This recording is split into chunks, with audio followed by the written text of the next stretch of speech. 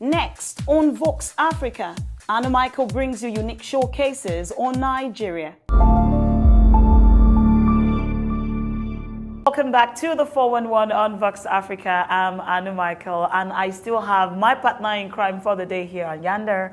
Yes, and we have Dr. Phosa on the show today. We have one of the major stakeholders, yes, in Africa, somebody who's doing global business. I'm talking about an international businessman par excellence.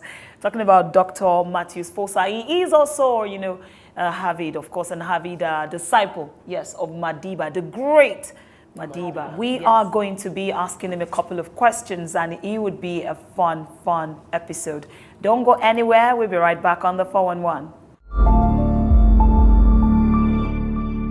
To the 411. Like I said, we have Dr. Phosa in the house today. Thank you so much, sir, for coming on the show.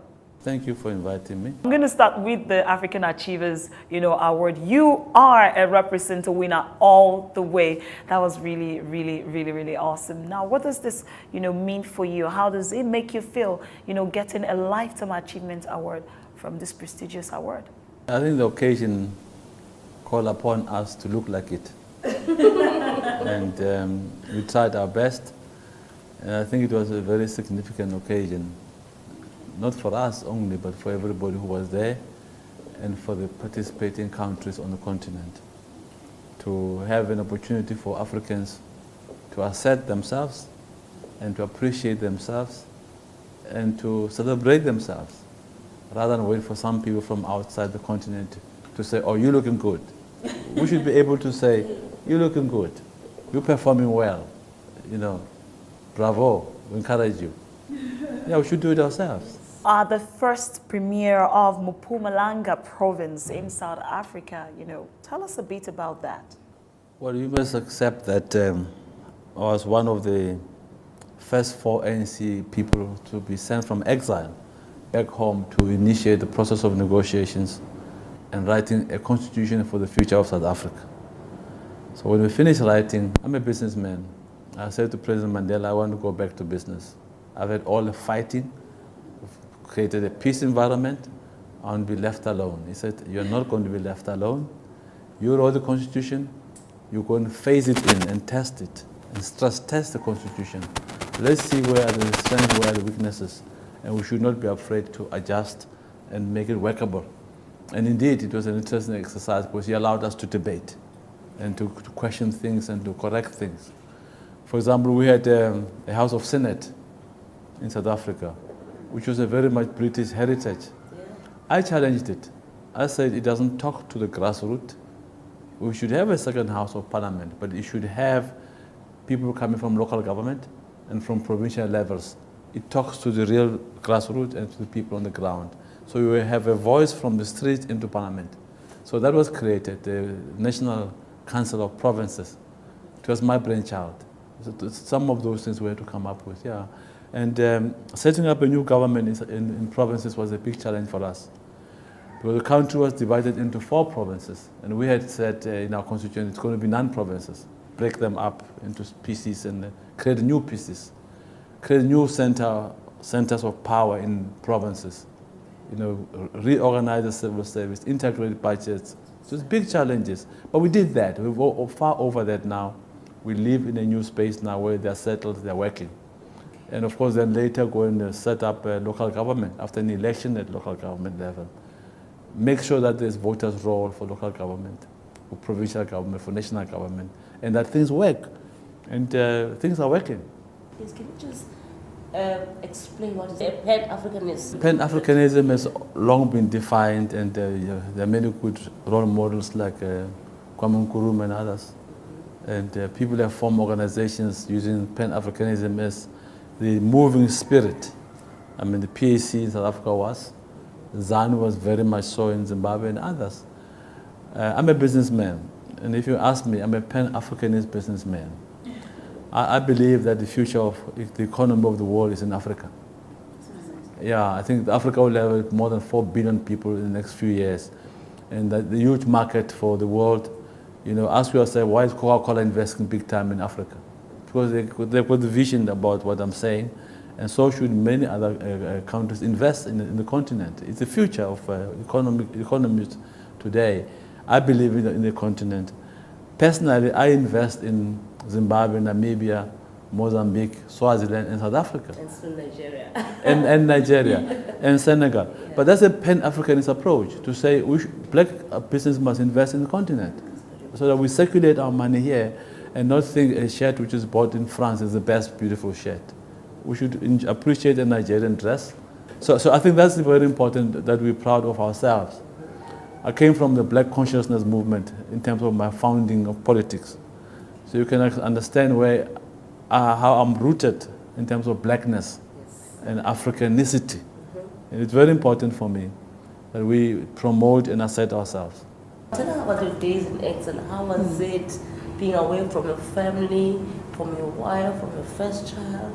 What kept you going? There's nothing as traumatic and painful as having to leave your own country and be a refugee and not knowing what will happen tomorrow. And of course, I must say that this is a moment again to thank all the African countries for making their countries our homes. We were welcomed, we were given shelter, in many cases we were given food, clothes, and housed, and allowed to be temporary citizens of those countries throughout Africa. We're able to send our young people for military training and for political training all over, Nigeria, Liberia, Libya, Egypt, all over. Of course, we also send them to Russia, China, and other countries overseas, not the West. The West did not train our people. They shouldn't claim credit now, and I'm not fighting with them, but they didn't. And of course, we lived in, I lived in Mozambique. It's become my second home today. Falo un poco. But it's become my home, and I suppose in many cases different people were in exile, whether they came from Zimbabwe to exile. They found those places to be home. Whenever I land in Mozambique and Maputo, I don't feel like it's a foreign land. I feel like it's home. Yeah, and you integrate with the society, you develop their culture, you become one of them. You don't try and impose yourself on them. You become one of the people who are hosting you. The people of Africa did it very well. That is why we have a responsibility today as African National Congress to understand that the ANC belongs to Africa. And we dare not mess up that organization, because we don't own it. The African people own African National Congress because they built it, they supported it because of certain values and aspirations it represented. And it's very critical that the ANC does not betray those aspirations and those values. But then the whole African continent said, we thought they were a role model. What has happened? So we need to assure... Everybody just lose hope. Exactly. We need to continue with Mandela's legacy of nation building, understanding the need to resolve conflict and reconcile people from different walks of life and uniting South Africa. That is a model which could be followed and has been followed in many examples. We were the disciples of Mandela. We were asked to intervene in many conflict resolutions. Burundi, I was there with a few guys to promote the peace accord, which Mandela had signed with the parties, and to talk to the army, the police, and everybody to say, listen, let's support this thing. The whole elections and support. I, as treasurer of the ANC, funded the whole Southern Sudan referendum, the preparation of election. Wow. Yes, and the whole, until they elected people, we had to build tents to make sure they can celebrate their democratic order. In an international businessman who is very, very much interested in, various businesses and investing in various countries, across Africa, do you think that, the Nigeria-South Africa ties, are we harnessing as much as we should be in this relationship? Are we exploring as deep as we should be? I think there's been very positive steps. Okay. And some of us were involved in promoting trade between Nigeria and South Africa.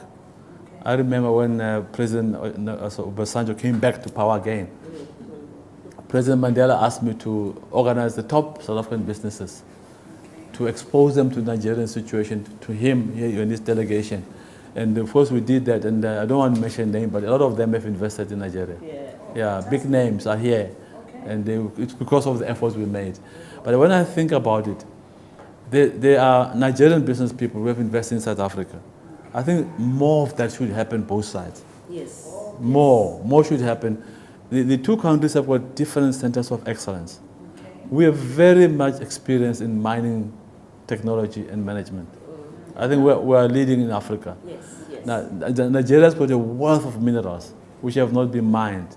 Nigeria's got other things. I mean, we don't know the smell of oil.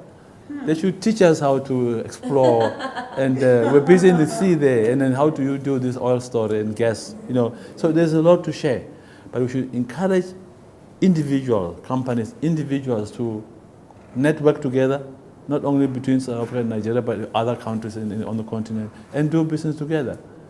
I think that we should have soft economic boundaries.